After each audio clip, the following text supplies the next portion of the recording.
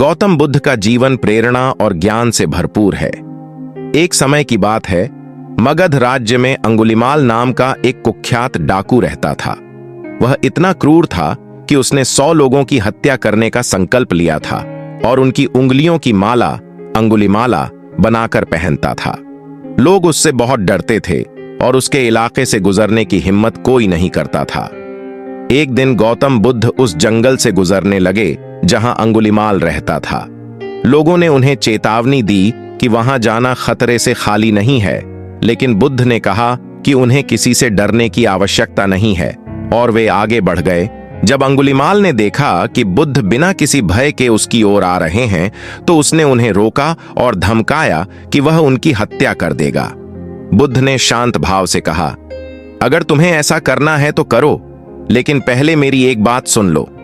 अंगुलिमाल ने आश्चर्यचकित होकर पूछा, क्या बात है? बुद्ध ने कहा, मैं यहां सत्य की खोज में आया हूं। अगर तुम मेरी हत्या करोगे तो तुम्हें सच्चाई का पता नहीं चलेगा।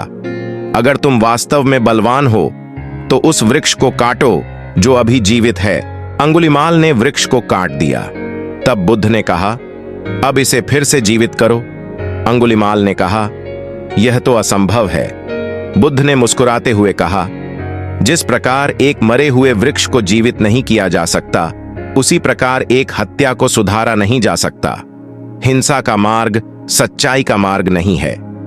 अंगुलिमाल बुद्ध की बातों से इतना प्रभावित हुआ कि उसने उसी समय हथियार त्याग दिए और बुद्ध के शिष्य बन गए। उसके जीवन में एक अद्भुत परिवर्तन आया और वह एक महान साधु बन गया।